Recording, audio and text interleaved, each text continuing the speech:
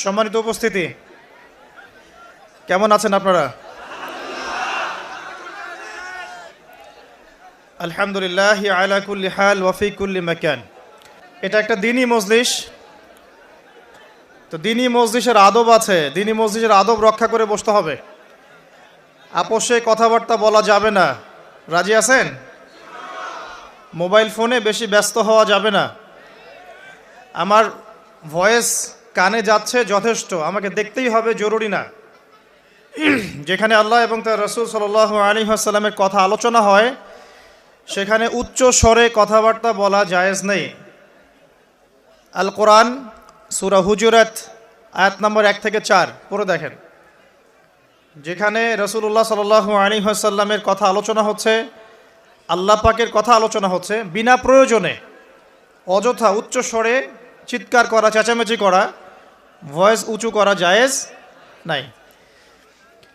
আমরা ইনশাআল্লাহ তাআলা আজকের সংক্ষিপ্ত সময়ের মধ্যে কিছু গুরুত্বপূর্ণ বিষয় নিয়ে কথা বলবো ইনশাআল্লাহু আযজা ওয়া জাল। ওয়া মা তাওফীকি ইল্লা বিল্লাহ আলাইহি তাওয়াক্কালতু ওয়া ইলাইহি উনীব। আমরা এখন যে যুগে বাস করি, এই যুগটা সাধারণ কোনো যুগ নয়। আমরা এখন যে যুগে বসবাস করি এই যুগটা আর রাসূলুল্লাহ সাল্লাল্লাহু আলাইহি ওয়াসাল্লাম যে যুগে ইসলাম প্রতিষ্ঠা করেছেন সেই যুগটা কিন্তু এক নয়। আচ্ছা, আমরা এখন যে যুগে বসবাস করি এই যুগ এবং আবু জাহেলের যুগ এক। আমি দেখাচ্ছি, বোঝাচ্ছি, আগে বোঝার চেষ্টা করেন, কথাগুলো একটু বোঝার চেষ্টা করেন। রাসূলুল্লাহ সাল্লাল্লাহু আলাইহি ওয়াসাল্লাম যখন নবী হননি,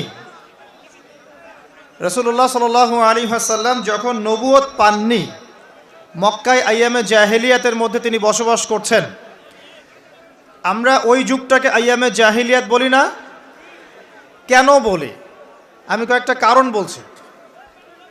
আমরা ওই যুগটাকে আইয়ামে জাহেলিয়াত বলি এই কারণে যে ওই যুগে গোত্রীয় হানাহানি ছিল প্রকট। বিনা কারণে বা খুব সামান্য কারণেই মুসলিম, তখন তো মুসলিম ছিল না, মানুষের মধ্যে আপোষে হিংসা, বিদ্বেষ, কলহ, বিবাদ, মারামারি, কাটাকাটি, রক্তক্ষয়ী সংঘর্ষ লিপ্ত থাকত। এটা ছিল আইয়ামে জাহিলিয়াতের অন্যতম একটা সেরা জাহিলিয়াত। এখনকার বিশ্বের দিকে আপনি যদি তাকান, আপনি দেখবেন ধর্মতাত্ত্বিকভাবে হোক, পলিটিক্যালি হোক, অথবা জিওপলিটিক্যালি হোক, আমরা এই একই সুন্নতের উপরে আছি এখনো।